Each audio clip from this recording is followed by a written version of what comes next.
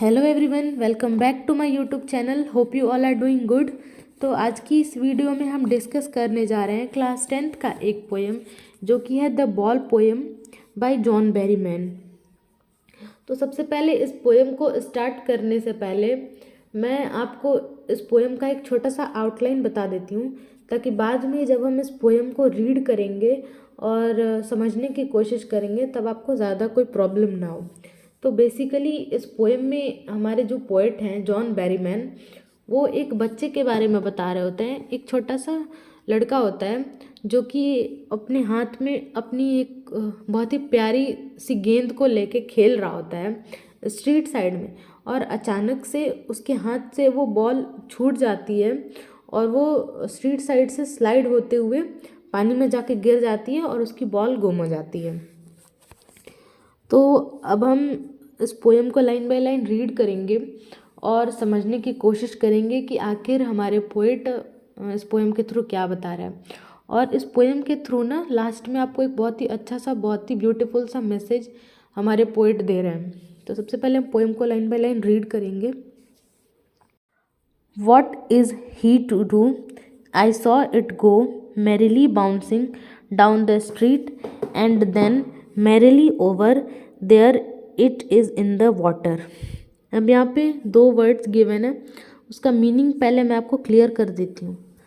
यहाँ पे इट जो गिवन है ना, यहाँ पे इट गिवन है ना, आई सॉ इट, यहाँ पे इट जो है वो बॉल के लिए गिवन है, और यहाँ पे मैरिली मतलब कि बहुत ज़्यादा खुश होना। ठीक है, तो सबसे पहले पोएट ये बता रहे हैं कि उस बच्चे की कंडीशन कैसी है, या फिर वो बच्चा अब कैसा है जिसकी बॉल गुम हो चुकी है, और अब वो क्या करेगा अपनी बॉल के गुम हो जाने के बाद या खो जाने के बाद।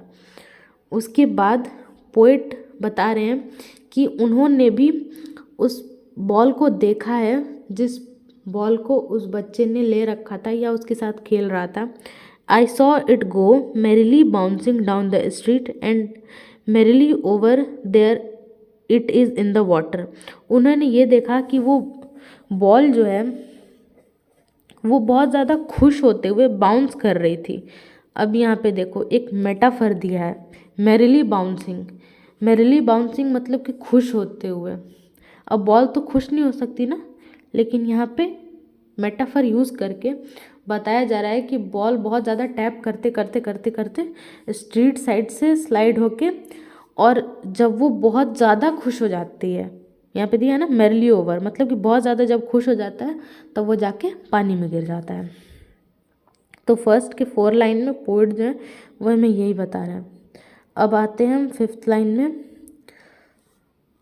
No use to say O there are other balls, an ultimate shaking grief fixes the boy as he stands rigid, trembling, staring down।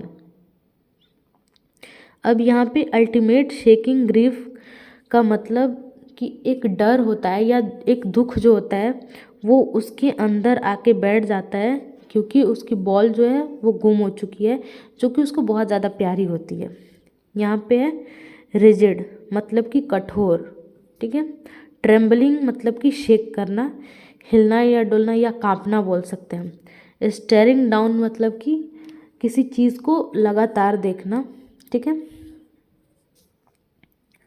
तो यहाँ पे पोएट जो है वो बेसिकली बता रहे हैं जो बॉय है जिसकी बॉल गुम हो चुकी है उसकी कंडीशन के बारे में, कि वो बच्चा जो होता है वो अपनी बॉल के खो जाने से बहुत ज़्यादा दुखी होता है। और पोएट ये बताते हैं कि कोई ज़रूरत नहीं है उस बच्चे को ये जाके कहने की कि कोई बात नहीं, तुम इस बॉल के लिए दुखी मत हो, और भी तो बहुत सारी बॉल्स हैं, तुम उसे खरीद लेना या उसके साथ खेलना।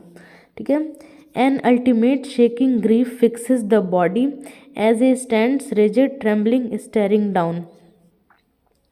और उस बॉल के खो जाने के कारण उस बच्चे के अंदर अपने आप ही उसकी बॉडी के अंदर उस सिचुएशन के बाद दुख हो जाता है उसको, और उसी के वजह से वो कठोर होके या रिजिड होके वहाँ पे खड़ा होता है और शेक कर रहा होता है, मतलब कि काँप रहा होता है। और एक नज़र या फिर बोलते हैं लगातार वो उस जगह को देख रहा होता है जहाँ पे उसकी बॉल जो है पानी में गुम हो जाती है। All his young days into the harbour where his ball went, और उसका पूरा टाइम जो है वो नदी के किनारे उस बॉल को देखने में या फिर उस जगह को देखने में बीत जाता है जहाँ पे उसकी बॉल गुम हो जाती है। I would not intrude on him a dime another ball is worthless, और मुझे कोई ज़रूरत नहीं है उस मैटर में जाके घुसने की या फिर उस बच्चे से कुछ भी जाके बोलने की, और ये भी ज़रूरत नहीं है कि मैं एक नई बॉल ख़रीद के दे दूँ उस बच्चे को। अब बॉल का प्राइस बहुत ज़्यादा तो होगा नहीं ना, बॉल का प्राइस तो ए डाइम मतलब कि वही 10 डाइम हो गया, ठीक है। मतलब कि 10 रुपये या 20 रुपये, उतने पैसे में मैं बॉल को ख़रीद के उस बच्चे को दे सकता हूँ। लेकिन कोई ज़रूरत नहीं है, क्योंकि अगर मैं उसको कोई और बॉल ला के दे भी दूँ ना तो वो वर्थलेस होगी, मतलब कि उसका कोई मतलब नहीं होगा। Now he senses first responsibility in a world of possession, people will take balls will be lost always, little boy, and no one buys a ball back, money is external। अब यहाँ पे आप देख रहे हो, यहाँ पे बॉल बॉल 2-3 बार given है ना, ये बॉल उस नॉर्मल बॉल को सिंबलाइज नहीं कर रहा है जिसके थ्रू हम खेलते हैं, ठीक है। यहाँ पे बॉल जो है वो अपॉर्चुनिटी या फिर किसी हमारी प्रीशियस चीज़ को इंडिकेट कर रहा है, क्योंकि देखो ही सेंसेस फर्स्ट रिस्पॉन्सिबिलिटी। अब वो उस बच्चे पे बोल रहे हैं कि कोई ज़रूरत नहीं है मुझे उस बच्चे को जाके कोई भी सांत्वना देने की या फिर उसे मनाने की, क्योंकि वो चाहते हैं कि वो बच्चा उसके थ्रू अपने रिस्पॉन्सिबिलिटीज़ को समझे या सीखे कि इस दुनिया में बहुत बार हमसे हमारी अपॉर्चुनिटी जो है वो बहुत दूर हो जाती है या फिर छीन ली जाती है, किसी के थ्रू छीन ली जाती है। फॉर एग्ज़ाम्पल, आप और आपका एक दोस्त सेम किसी कंपटीशन के लिए प्रिपेयर कर रहे हो और आप दोनों का ड्रीम जो है वो एक ही कॉलेज है। थोड़ी बहुत कम ज़्यादा मेहनत होने की वजह से अगर आपके फ्रेंड को एडमिशन मिल जाता है और आपको नहीं मिल पाता है, तो वहाँ पे वही सेम कंडीशन हो जा रही है ना कि आपकी बॉल जो है वहाँ पे गुम हो जा रही है या फिर आपके फ्रेंड के थ्रू वो ले ली गई, ठीक है। And no one buys a ball back, और उसी एग्जांपल को अगर हम लें तो अब जो कॉलेज आपके फ्रेंड को मिल चुका है उस अपॉर्चुनिटी को वापस तो आप ले नहीं सकते ना, वापस आप ला भी नहीं सकते और ना ही ले सकते हो, ठीक है। Money is external, he is learning well behind his desperate eyes the epistemology of loss, how to stand up, knowing what every man must one day know, and most know many days how to stand up।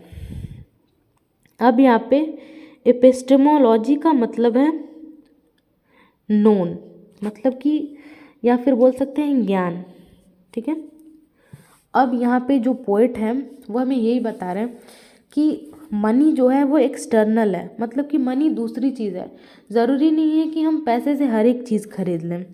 अब हमें सीखना चाहिए कि जैसे हम किसी बुरे situation से गुज़र रहे हैं तो उससे हमें कैसे बाहर निकलना है या फिर उस सिचुएशन को हमें कैसे टैकल करना है। वहीं पे हम बॉल में ही 2 कंडीशन देखें तो एक तो था कि हमारा बॉल जो है वो खो जाएगा, और अगर हमारा बॉल खो जाता है मतलब कि कोई हमसे अपॉर्चुनिटी खो जाती है तो फिर हम उसे वापस नहीं लेके आ सकते। और वही सेम थिंग जो है वो हमारे किसी बहुत ज़्यादा प्यारे इंसान के लिए भी कहीं ना कहीं लिंक करता है। जैसे कि आप किसी इंसान से इमोशनली अटैच्ड हो या फिर आप उसे बहुत ज़्यादा प्यार करते हो और वो इंसान उस दुनिया को छोड़ के चला जाता है, तो उसके चले जाने के बाद अगर आपको कोई उसकी जगह पे दूसरे पर्सन को ला के रख देता है तो क्या उस पर्सन के आने से जो पर्सन चला गया है उसकी कमी पूरी हो सकती है, नहीं ना। और ना ही उस पर्सन को आप दोबारा से ख़रीद के लेके आ सकते हो, और ना ही उसे आप वापस बुला सकते हो। तो सेम यही है कि हमें अपनी सिचुएशन को किस तरीके से हैंडल करना चाहिए, वही पोएट हमें बता रहे हैं। पोएट ये नहीं बोल रहे हैं कि आप उस चीज़ के लिए दुखी मत हो, दुखी हो, लेकिन उसके बाद आप उस सिचुएशन से कैसे बाहर निकलो उसके लिए भी आप तैयार रहो, या फिर उस सिचुएशन को आने से पहले भी आप तैयार रहो। फॉर एग्ज़ाम्पल आपको तो पता ही है ना कि जो भी इस दुनिया में है उसको आज नहीं तो कल जाना है। तो वही सेम थिंग है कि आप ठीक है दुखी हो, लेकिन उसके बाद आप उस सिचुएशन से भी बाहर निकलो, उस सिचुएशन को कैसे हैंडल करो, ठीक है। और लास्ट के लाइन में पोएट ये बता रहे हैं कि ये जो टेक्निक है वो हर एक इंसान को सीखनी चाहिए, या फिर उसके लिए हर एक इंसान को तैयार रहना चाहिए कि अपने बुरे सिचुएशन में उसको किस तरीके से उन सारी चीज़ों से लड़ना है, और उसके बाद उन सारी चीज़ों से लड़ने के बाद किस तरीके से उस सिचुएशन से बाहर आना है। तो हमारी पोएम जो है वो यहाँ पे ख़त्म हो जाती है। और देखा अपने इस पोएम के थ्रू हमें कितना अच्छा मैसेज मिला कि हमें या तो प्रॉब्लम्स के आने से पहले खुद को तैयार करके रख लेना चाहिए। तो बस हमारा पोएम जो है वो यहाँ पे ख़त्म होता है। आई होप आज की वीडियो आपके लिए हेल्पफुल रही होगी, और अगर वीडियो पसंद आई होगी या फिर हेल्पफुल रही होगी तो वीडियो को लाइक करना, चैनल को सब्सक्राइब करना और वीडियोस को शेयर करना। Thank you for watching.